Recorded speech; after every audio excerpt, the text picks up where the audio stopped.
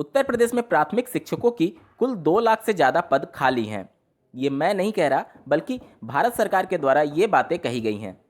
जैसा कि आपको ज्ञात होगा कि उत्तर प्रदेश में जारी 69,000 सहायक अध्यापकों की भर्ती में सुनवाई के दौरान माननीय सुप्रीम कोर्ट में उत्तर प्रदेश सरकार के द्वारा एक हलफनामा दायर करते हुए यह सूचना दिया गया था कि प्राथमिक स्तर के शिक्षकों के 51,000 से ज़्यादा पद खाली हैं। तो ये विरोधाभास क्यों हो रहा है कि उत्तर प्रदेश सरकार 51,000 बता रही है और भारत सरकार 2 लाख से ज़्यादा पद खाली बता रहे हैं। इसके बारे में डिटेल में चर्चा होगी।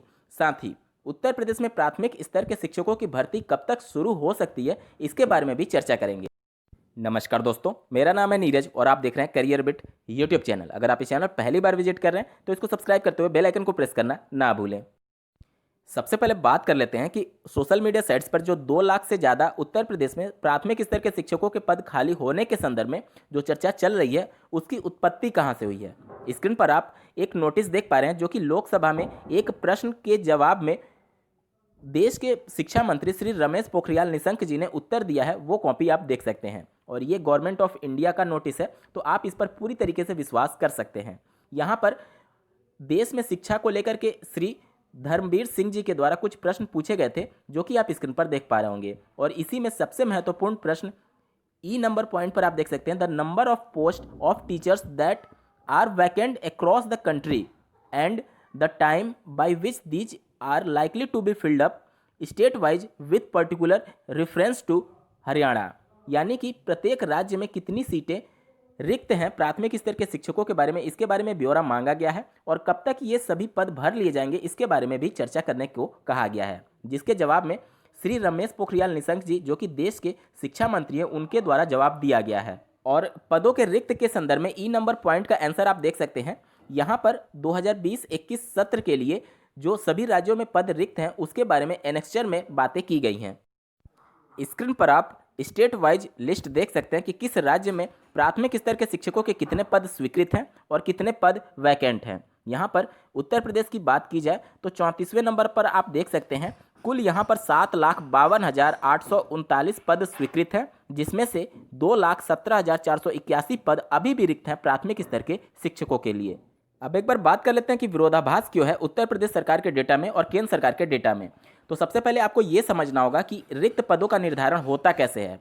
तो जैसा कि जितने बच्चे इनरोल्ड होते हैं प्राथमिक शिक्षा के लिए कक्षा 1 से लेकर के 5 तक, उसके बाद से आरटीई एक्ट में जो बातें मेंशन की गई हैं कि 30 बच्चों पर एक शिक्षक होना अनिवार्य है और कई कई राज्यों में ये अनुपात अलग होता है, 30:1 से अलग होता है, जिसकी वजह से वहाँ पर रिक्त पदों का निर्धारण होने में अलग अलग डेटा निकल करके सामने आता है। जैसे कि अगर मैं बात करूँ कि किसी राज्य में 35 बच्चों पर एक शिक्षक का निर्धारण हो रहा है, तो वहाँ पर शिक्षकों के पद कम हो जाएंगे, लेकिन कहीं राज्य में 25 बच्चों पर एक शिक्षक का निर्धारण हो रहा है, तो वहाँ पर रिक्त पदों की संख्या बढ़ जाएगी। इसी वजह से ये पूरा डिफरेंस क्रिएट हो रहा है। और जैसा कि आपको ज्ञात होगा कि शिक्षा जो है वह समवर्ती सूची में शामिल होने की वजह से केंद्र सरकार के साथ साथ राज्य सरकार को भी अधिकार प्राप्त होता है इसमें नियम कानून बनाने के लिए। तो किस राज्य में किस अनुपात पर कितने शिक्षक होंगे, इतना तय करने का अधिकार राज्य सरकार को भी है, जिसकी वजह से पूरा आंकड़ा बदल जाता है। और वर्तमान में बात करें तो उत्तर प्रदेश सरकार के द्वारा जो स्वीकृत रिक्त पदों की संख्या बताई गई है वह 51,000 समथिंग बताई गई है। अब एक बार बात कर लेते हैं कि कब तक ये प्राथमिक स्तर के शिक्षकों की भर्ती उत्तर प्रदेश में प्रारंभ हो सकती है। तो जैसा कि आपको ज्ञात होगा कि यूपी टेट 2020 के लिए परीक्षा का आयोजन फरवरी के अंतिम सप्ताह में कराने के लिए पीएनपी ने प्रतिबद्धता जाहिर की है और उसके लिए तैयारियां भी प्रारंभ कर दी गई हैं। उसके बाद ही आपको कोई शिक्षक भर्ती देखने को मिलेगी। और मान के चलें कि अगर 15-20 दिन में अगर रिजल्ट की घोषणा हो भी जाती है यूपी टेट के, तो मार्च का मिड समय आ चुका होगा। उसके बाद से मार्च में बहुत सारे रिटायरमेंट होते हैं शिक्षकों के पद के, तो उत्तर प्रदेश सरकार ये चाहेगी कि उस समय का लेटेस्ट जो डेटा होगा, यानी कि रिटायरमेंट के बाद जो भी पद रिक्त होंगे, उन सभी को भरने का प्रयास उत्तर प्रदेश सरकार के द्वारा करी जाएगी, क्योंकि ज़्यादा से ज़्यादा वो सीटों को भरने की कोशिश करेंगे, क्योंकि 2022 में इलेक्शन है, जिसकी वजह से वह इसका लाभ इलेक्शन के समय जरूर लेना चाहेंगे। यानी कि अप्रैल 2021 से उत्तर प्रदेश सरकार के द्वारा फिर से डेटा कलेक्ट किया जाएगा कि किस जिले में कितने पद रिक्त हैं।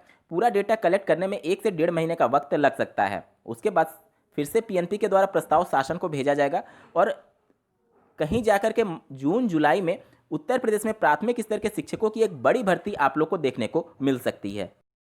अब बात कर लेते हैं कि कौन कौन से अभ्यर्थी इसमें शामिल हो सकते हैं। तो डीएलएड 2018 बैच, डीएलएड 2017 बैच पूरी तरीके से इस भर्ती में शामिल होगा। अगर आप बैक प्रशिक्षु हैं और चतुर्थ सेमेस्टर की परीक्षा में अभी शामिल नहीं हुए हैं, फिर भी उस समय तक आपका सभी पेपर क्लियर हो चुका होगा और आप भी इस भर्ती में शामिल हो सकेंगे। बात करें डीएलएड 2019 बैच की, तो अभी उनका प्रशिक्षण 6 अगस्त को समाप्त होगा 2021 में। उसके बाद ही उनके चतुर्थ सेमेस्टर की परीक्षा हो पाएगी और उसमें 2-3 महीने का समय लग जाएगा रिजल्ट घोषित होने में।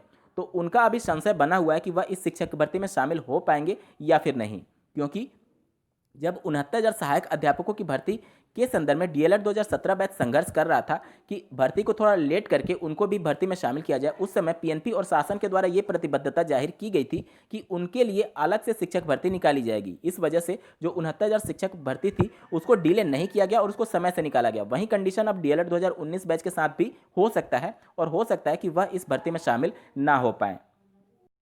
दोस्तों, मैं उम्मीद करता हूं आप सभी के प्रश्नों का उत्तर मिल गया होगा। इस वीडियो को देखने के लिए आपका बहुत बहुत धन्यवाद। भगवान करे आपका दिन शुभ हो।